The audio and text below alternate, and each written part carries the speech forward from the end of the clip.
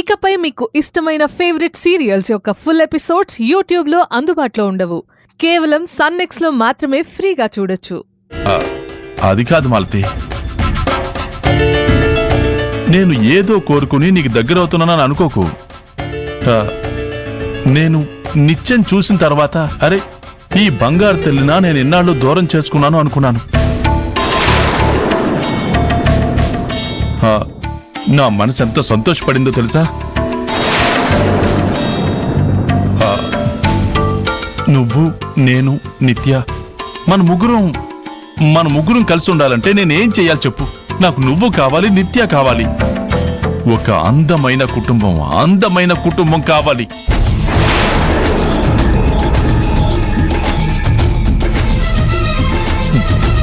ఈ ఆస్తులు, ఈ గొడవలు ఇవన్నీ త్వరలోనే సెట్ చేస్తాను మాలతి. నేను నీకోసం ఏం చేయడానికన్నా సిద్ధంగా ఉన్నాను. ఒక్కసారి ఆలోచించు మాలతి, ప్లీజ్ ప్లీజ్.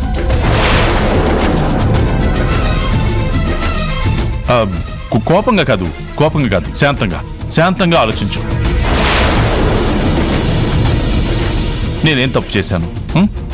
నాకెందుకు ఇంత శిక్ష వేశావు?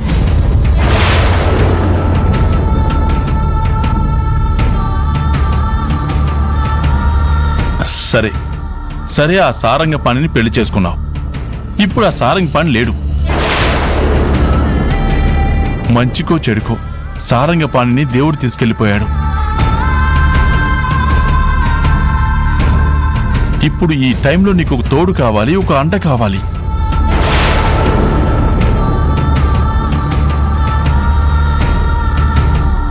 సమాజంలో భర్త లేని భార్యని ఎలా చూస్తారో నాకు తెలుసు కదా.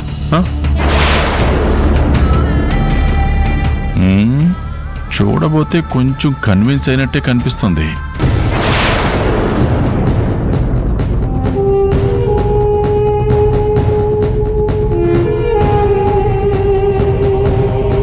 చూడు జేపీ, నీ పాయింట్ ఆఫ్ వ్యూలో నువ్వు కరెక్టే అయ్యి ఉండొచ్చు. నాకుండే టెన్షన్స్ నాకున్నాయి. కంపెనీ రోజా చేతిలోకి వెళ్ళింది, సారంగ్ చనిపోయారు, నా ఫైనాన్షియల్ పొజిషన్ బ్యాడ్గా ఉంది. ఆ రోజాని ఇరికించాలంటే యుగంధర్ డబ్బులివ్వాలని డిమాండ్ చేస్తున్నాడు.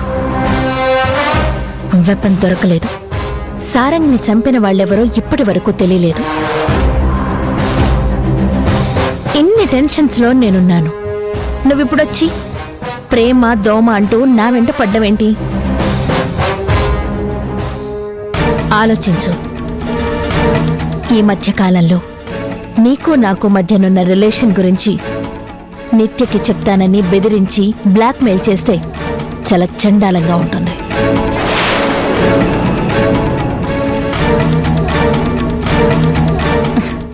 నాకున్న ఏకైక ప్రపంచం నిత్యనే. నిత్య నాకు దూరం అయితే నేను ఎలా మారతానో, నేను ఏం చెయ్యగలుగుతానో నువ్వు ఊహించలేవు.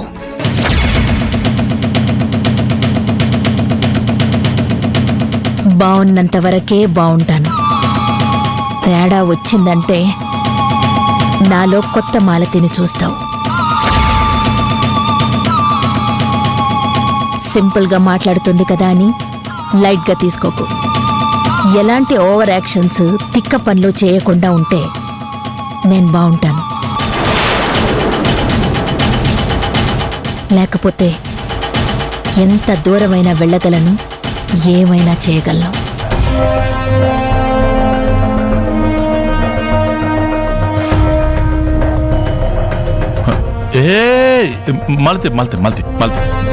మాలతి లేచేవేంటి? నన్ను ఇక్కడికి పిలిచావు, సంతోషం, థ్యాంక్స్. మాలతి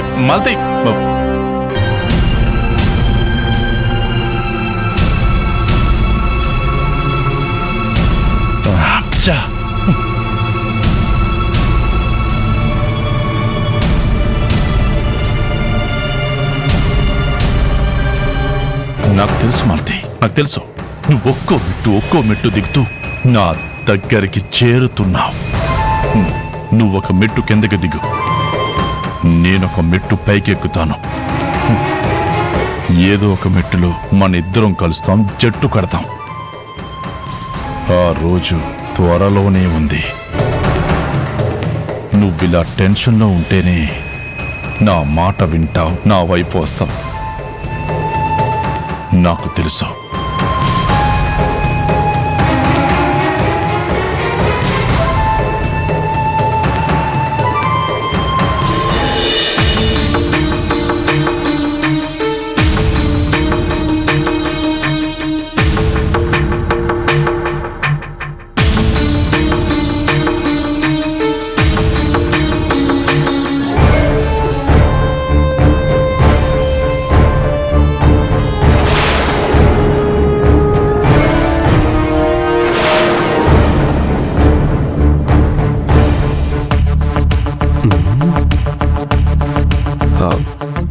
ఏం జరుగుతుంది మేడం?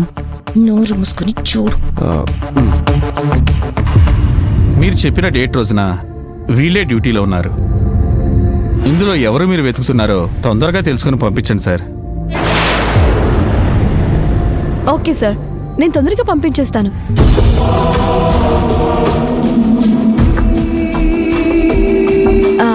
చూడండి, విషయం ఏంటో మీకు పూర్తిగా తెలియదు కదా. ఆ రోజు డ్యూటీలో మీరు మాత్రమే ఉన్నారా? ఇంకెవరు లేరు మేడం. ఓకే. ఆ రోజు ఒక చిన్న ఇన్సిడెంట్ జరిగింది. అందులో మీలో ఒకరు ఒక చిన్న పని చేశారు.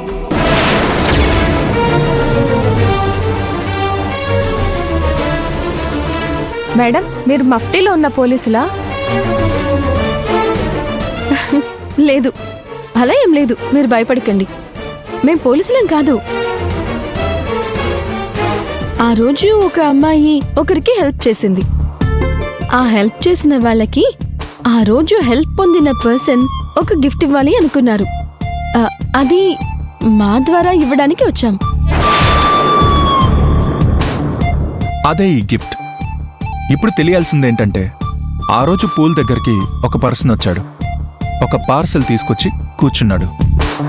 అది ఎవరికివ్వాలో ఆ తీసుకునే పర్సన్ రాకుండా ఒక వెయిటర్ని పంపించింది. మీలో ఒకరు వచ్చి ఆ పార్సెల్ తీసుకుని మూడో వ్యక్తికి ఇచ్చారు. ఇప్పుడు క్లియర్ కదా? Clear madam. ఆ పార్సెల్ తీసుకుని ఎవరికో అప్పగించారు. మీలో ఎవరో చెప్పండి, వాళ్ళకి ఈ గిఫ్ట్ ఇచ్చేస్తాను. ఆ రోజు ఆ వెయిట్రెస్ మొహానికి కరోనా మాస్క్ పెట్టుకుంది. తనకి జ్వరం, జలుబు ఉండొచ్చు, లేదా హెల్త్ విషయంలో జాగ్రత్తగా ఉండుండొచ్చు.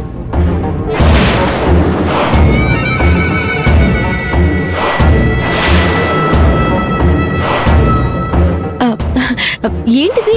ఎవరు మాట్లాడరు? చెప్పండి. ఆ రోజు ఆ పార్సెల్ తీసుకుంది ఎవరు? ఆయన మీకోసం గిఫ్ట్ పంపారు. తను నా కజిన్ అవుతారు. అది నేనే మేడం.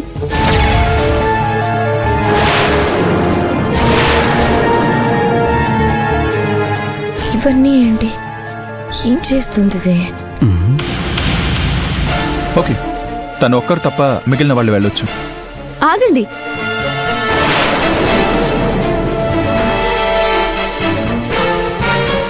ఆ రోజు పార్సెల్ తీసుకువెళ్ళింది నువ్వు కాదు. అదేంటి రోజా? తనే అంటుంది కదా. తను అబద్ధం చెప్తుంది బాలుగారు.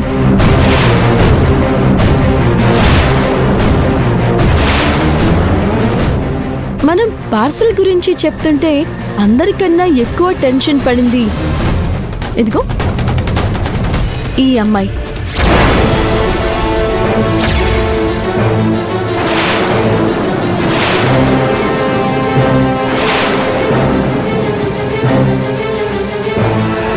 నిజమా మేడం? అంటే ఎవరు చెప్పలేదు కదా అని, ఆ గిఫ్ట్ నాకే వస్తుంది కదా అని నేనే అబద్ధం చెప్పాను మేడం. ఓ, నువ్వు గ్రేట్ రోజా. నువ్వెందుకు నిజం చెప్పలేదు? భయపడ్డాను మేడం. ఏం జరుగుతుందో ఏమో అని. అవునా? సరే, నీ పేరేంటి? Sony madam. సోనీ, భయం ఎందుకు? గిఫ్ట్ ఇవ్వడానికి అడిగింది. మేము వెళ్తాం మేడం. ఒక్క నిమిషం ఆగండి. గిఫ్ట్ సోనీకే కాదు, వచ్చినందుకు మీకు కూడా. బాలుగారు, ఆ గిఫ్ట్స్ ఇవ్వండి. యా.